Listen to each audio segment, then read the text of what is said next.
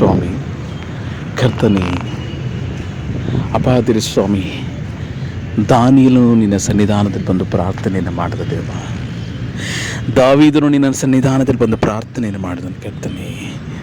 ಅಪಾದಿರಿ ಸ್ವಾಮಿ, ಆ ಒಂದು ಪ್ರಾರ್ಥನೆಯ ಜೀವಿತವನ್ನು ನನಗೆ ಕೈಲಿಸಿಕೊಡು. ಅಪಾದಿರಿ ಸ್ವಾಮಿ, ದಾವೀದನು ನಿನ್ನ ಸನ್ನಿಧಾನದಲ್ಲಿ ಪ್ರಾರ್ಥಿಸಿದನು ಎಂಬುದಾಗಿ ನೋಡ್ತೇವೆ.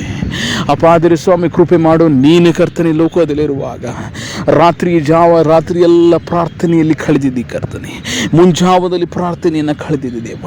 ನನ್ನ ಪ್ರಾರ್ಥನೆಯ ಜೀವಿತವನ್ನು ನೀನು ಬದಲಾಯಿಸು ಕರ್ತನೆ. ಅಪಾದಿರಿ ಸ್ವಾಮಿ, ನನ್ನ ಪ್ರಾರ್ಥಿಸಲಿಕ್ಕೆ ಸಹಾಯವನ್ನು ಮಾಡಿ ಕರ್ತನೆ. ದಾನಿಯೇಲನ ಹಾಗೆ ಪ್ರಾರ್ಥಿಸಲಿಕ್ಕೆ ಸಹಾಯವನ್ನು ಮಾಡು. ದಾವೀದನ ಹಾಗೆ ಪ್ರಾರ್ಥಿಸಲಿಕ್ಕೆ ಸಹಾಯ ಮಾಡಿ ಕರ್ತನೆ.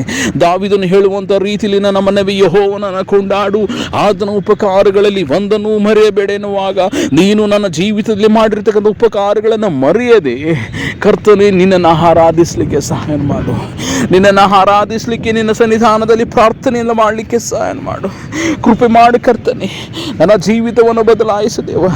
ನನ್ನ ಜೀವಿತ ಕಳೆದ ವರ್ಷಗಳಲ್ಲಿ ಇದ್ದ ಹಾಗೆ ಅಲ್ಲ, ನನ್ನ ಜೀವಿತ ಕರ್ತನೆ ಬದಲಾಯಿಸು.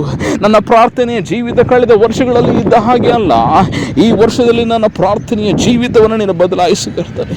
ಕೃಪೆ ಮಾಡು ಕರ್ತನೆ. ಕೃಪೆ ತೋರಿಸು ಕರ್ತನೆ. ನಿನ್ನ ಕೃಪೆ ಬೇಕು ಕರ್ತನೆ. ನಿನ್ನ ಕೃಪೆ ಬೇಕು ಕರ್ತನೆ. ನಿನ್ನ ಕೃಪೆ ಬೇಕು ದೇವ. ಕೃಪೆ ಮಾಡಿ ಕರ್ತನೆ. ಬದಲಿ ಸ್ವಾಮಿ, ನಿನ್ನ ಸನ್ನಿಧಾನವನ್ನು ಬಯಸಲಿಕ್ಕೆ ಸಹಾಯ ಮಾಡಿ ಕರ್ತನೆ.